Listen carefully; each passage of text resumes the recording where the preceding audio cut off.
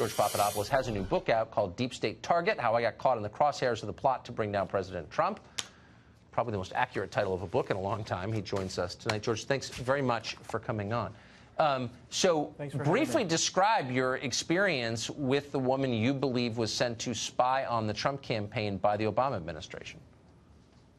Sure, that's a great question. And I received an unsolicited email in September of 2016 from a man named Stefan Halper, who was suggesting that he wanted to pay me $3,000 to write a report on energy security questions that I was a recognized expert on at the time in Israel, Turkey, and Cyprus.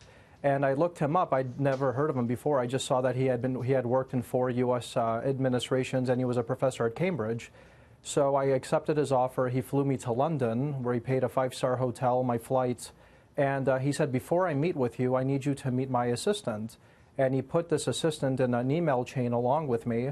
And I saw her name was Azra Turk. I recognized it as Turkish, which was a bit suspicious right away because my policy positions throughout my entire career were very hostile to Turkey. So when I noticed a Turkish name, I didn't understand why she'd be involved. But anyways, I went and I met with her, and she was very suggestive, as you can understand, younger, very flirtatious. And I right away understood that this wasn't a Cambridge assistant.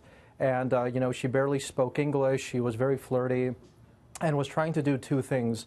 One, to extract information about my professional connections in the Middle East, and 2, to see if I had any information that she could potentially extract for me about Trump in Russia, which of course is nonsense.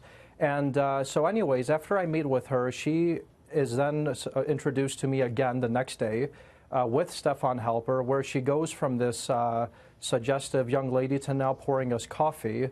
And Stefan Halper is very belligerent. I explain it in my book, how belligerent he is, how he invited me to basically castigate me about my policy positions. And of course, Azra Turk then took me to dinner and was just basically trying to extract information. I was very suspicious. And, from that moment, I knew there was something wrong, and I was laughing about it. But now, of course, the New York Times reported that she was some sort of agent, but I don't think she was FBI. I think she was CIA. But she was dispatched by the Obama administration. Barack Obama was the president of the United States, led the executive branch, including CIA and FBI and every other agency, to spy on, in effect, the Trump campaign. Am I missing something, or is that what happened? That's absolutely what happened, and I want to make something very clear here. I don't think President Trump was tweeting about UK interference out of the blue for no reason last week. Because, let me explain why. The day I met with Stefan Halper and Azra Turk in London, I was invited by the British Ministry of Foreign Affairs to meet with them at their offices, including with Tobias Ellwood, who was the number 2 at the time under Boris Johnson. So clearly, when the New York Times suggested in their reporting today that the British were told of this operation, I believe the British actually were actively spying on me as well. And I think part of what President Trump was tweeting last week about the British spying was about this involvement in this operation in London. So I guess we have a lot more to find out. I would just remind you, you wound up going to jail briefly, correct? Yes, I did. I went for 11 nights. Yeah. So you go to jail. You didn't spy for Russia. It turns out you didn't do anything wrong, and your life is destroyed. But we shouldn't figure out how this happened because why? I don't know.